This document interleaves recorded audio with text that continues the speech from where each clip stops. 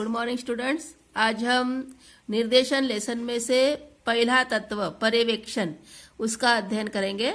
तो पर्यवेक्षण को सुपरविजन करके बोलते हैं और सुपरविजन मतलब कि उच्च अधिकारियों के द्वारा अपने अधीनस्थों के कार्यों की देखरेख करना, उसी को ही पर्यवेक्षण कहते हैं। अर्थात पर्यवेक्षण जो शब्द है अंग्रेजी भाषा में जिसको हम सुपरविजन कह रहे हैं, तो सुपर का मतलब उच्च और विजन का मतलब है देखना या देखरेख करना। अर्थात उच्च स्तरीय देखरेख करना ही पर्यवेक्षण कहलाता है। और प्रबंध के क्षेत्र में बुद्धिमत्तापूर्ण अधीनस्थों के कार्यों की देखरेख करना ही पर्यवेक्षण कहा जाएगा। तो बुद्धिमानी से आप अपने अधीनस्थों के कार्यों की देखरेख करोगे तो उसी चीज को हम पर्यवेक्षण करके नाम देते हैं। अभी पर्यवेक्षण की विशेषताओं पर ध्यान देते हैं। पर्यवेक्षण की विशेषताओं में पहली विशेषता है पर्यवेक्षण एक लगातार प्रक्रिया है। अर्थात आपको यह पर्यवेक्षण का कार्य भी सतत रूप से करना पड़ता है, निरंतर करना पड़ता है और इसलिए ये लगातार प्रक्रिया है। सेकंड नंबर है पर्यवेक्षण का उद्देश्य साधनों का अधिकतम उपयोग करना है। आपके पास जो भी साधन उपलब्ध है उनका अधिकतम उपयोग करना ये पर्यवेक्षण के उद्देश्य में शामिल होता है। तीसरा नंबर है उच्चाधिकारी से प्राप्त अधिकारों का प्रयोग पर्यवेक्षण है। अर्थात जो उच्चाधिकारी है वह अपने अधिकारों का उपयोग पर्यवेक्षण के अनुसार करेगा। अर्थात पर्यवेक्षण करना ही उसका एक अधिकार रहेगा।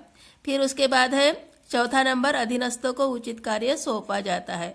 तो पर्यवेक्षण के लिए पहले अधीनस्थों को एक कार्य सौंपा जाएगा, उचित कार्य सौंपा जाता है। पर्यवेक्षण में अधीनस्थों के पास रहकर आवश्यक निर्देश व मार्गदर्शन दिया जाता है। फिर प्रबंध के सभी स्तर एवं समग्र रूप से यह आवश्यक कार्य है।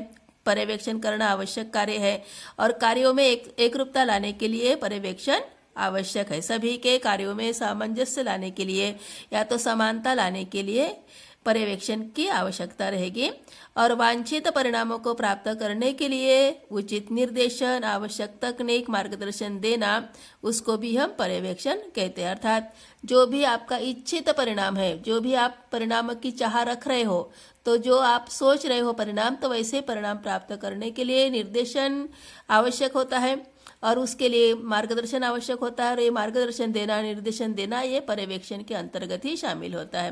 तो इस प्रकार से पर्यवेक्षण की विशेषता। अभी पर्यवेक्षण के महत्व में आ जाते हैं। तो पर्यवेक्षण का महत्व 5 पॉइंट में बताया गया है। पहला है पर्यवेक्षण प्रेरणा शक्ति है। तो पर्यवेक्षण को हम प्रेरणा शक्ति करके बोलते हैं। सॉस मेडिसिन करके इसको हम बोलते हैं, क्योंकि प्रेरणा देना, अभिप्रेरित करना, व्यक्तियों को उत्साह देना, तो ये क्या है, एक प्रकार की रामबाण औषधि है। सॉस मेडिसिन करके इसको हम बोलते हैं। तो पर्यवेक्षण एक प्रकार की प्रेरणा शक्ति है, क्योंकि इससे आपके अधीनस्थों में नवीन स्फूर्ति एवं प्रेरणा शक्ति उत्पन्न होती है। उसके बाद है उपक्रम की सफलता।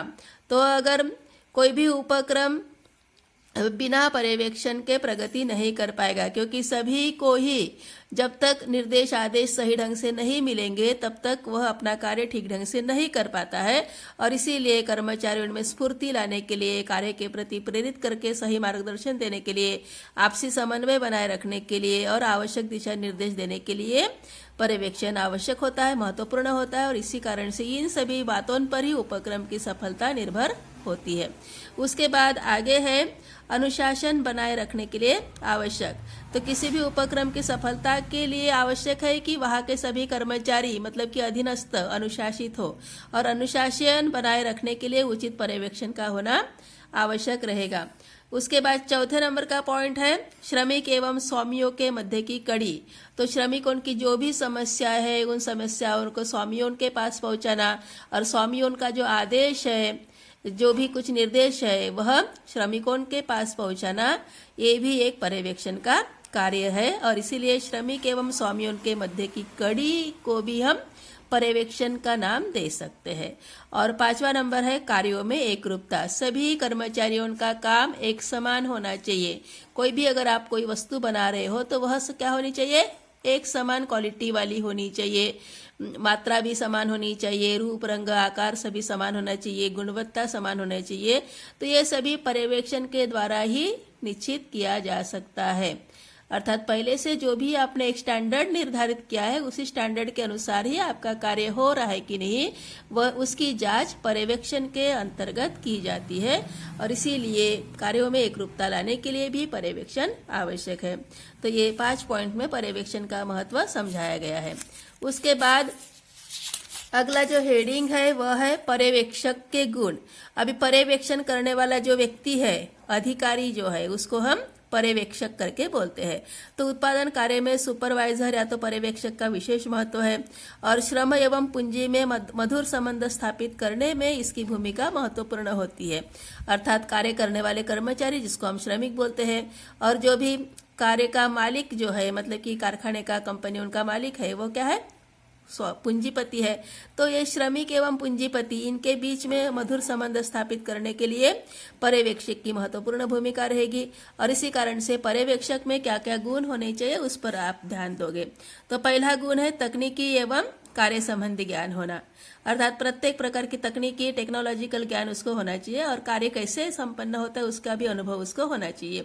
सेकंड है प्रबंध के कार्यों का अनुभव होना चाहिए। संगठन की सामान्य जानकारी, मतलब कि संस्थान में कौन व्यक्ति कैसा है, कौन सी योग्यता रखता है, इसके बारे में भी उसको जानकारी होनी चाहिए। फिर है टीम भावना होनी चाहिए और मृदुभाषी भी होना चाहिए। अर्थात सभी के साथ मिलजुल कर कार्य करने वाला भी होना चाहिए व्यक्ति, और जो भी समझाना है वह विवेकशीलता से, मृदुभाषी से समझाने के उसमें योग्यता हो। कार्य में निष्पक्षता होनी चाहिए, सभी के साथ एक समान व्यवहार उसका होना चाहिए। फिर है उत्तरदायित्व का उचित निर्वहन किया जाना चाहिए। तो जो भी जिम्मेदारी उसको मिली है उसका उचित निर्वहन करने वाला व्यक्ति होना चाहिए। कार्य के प्रति रुचि, निष्ठा, समर्पण भावना, ये भी गुण होने चाहिए। तीव्र, प्रखर एवं त्वरित निर्णय लेने वाला भी व्यक्ति होना चाहिए। प्रशासकीय कार्यों का अनुभव उसको होना चाहिए और श्रमिक एवं प्रबंधकों की बात सुनने एवं समझने की क्षमता भी उसमें होनी आवश्यक रहेगी। तो इस प्रकार के उसमें गुण होने आवश्यक है। तो आज इतना ही।